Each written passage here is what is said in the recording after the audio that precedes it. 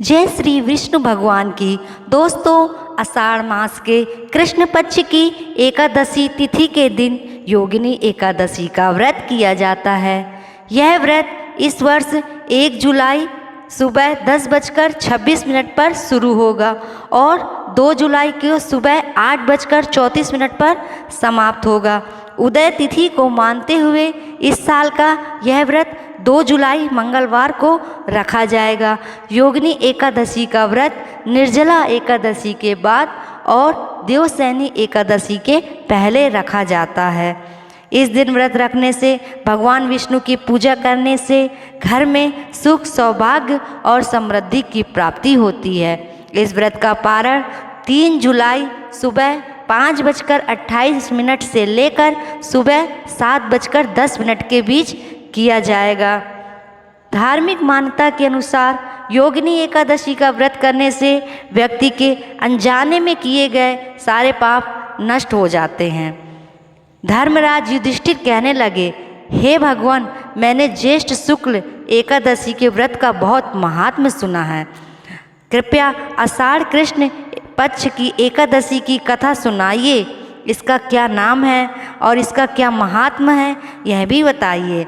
श्री कृष्ण कहने लगे, हे राजन, आषाढ़ कृष्ण पक्ष एकादशी का नाम योगिनी एकादशी है। इसके व्रत से करने से सारे पाप नष्ट हो जाते हैं और इस लोक में सुख भोग कर परलोक में मुक्ति देने वाली एकादशी है। यह तीनों लोकों में प्रसिद्ध है। मैं तुम्हें इसकी कथा सुनाता हूँ तो ध्यानपूर्वक सुनो। स्वर्ण धाम की अलकापुरी नामक नगरी में कुबेर नाम का एक राजा रहता था। वह शिव भक्त था और प्रतिदिन शिव की पूजा किया करता था। हेम नाम का माली पूजन के लिए उसके यहाँ फूल लाया करता था।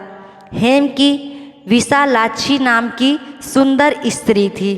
एक दिन वह मानसरोवर से पुष्प तो ले आया, लेकिन कामासक्त होने के कारण वह अपनी स्त्री से हास्य विनोद तथा रमण करने लगा। इधर राजा उसकी दोपहर तक राह देखता रहा।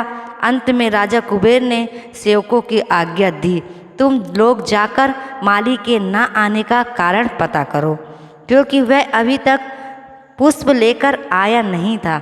सेवकों ने कहा, महाराज, वह पापी है, अतिकामी है, अपनी स्त्री के साथ हास्य विनोद कर रमण कर रहा है। यह सुनकर कुबेर जी क्रोधित होकर उसे बुलाया। हेम माली राजा के भय से कांपता हुआ उपस्थित हुआ। राजा कुबेर ने क्रोध में आकर कहा, अरे पापी, नीच कामी, तूने मेरे परम पूजनीय ईश्वरों के ईश्वर श्री शिवजी महाराज का अनादर किया है।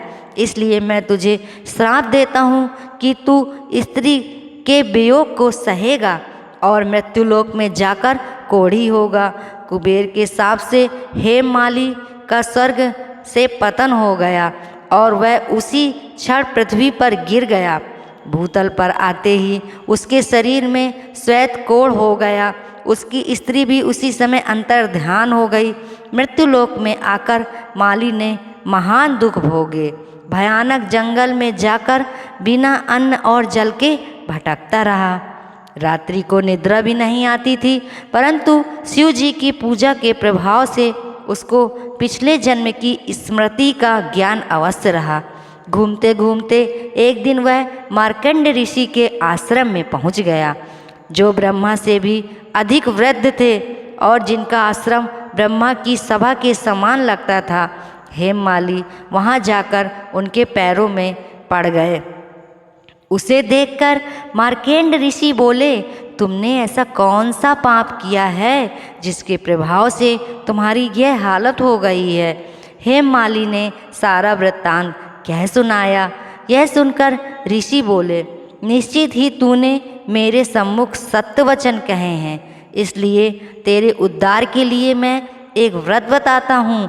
यदि तू आषाढ़ मास के कृष्ण पक्ष की योगिनी नामक एकादशी का विधि पूर्वक व्रत करेगा तो तेरे सारे पाप नष्ट हो जाएंगे। यह सुनकर हेममाली ने अत्यंत प्रसन्न होकर मुनि को साष्टांग प्रणाम किया।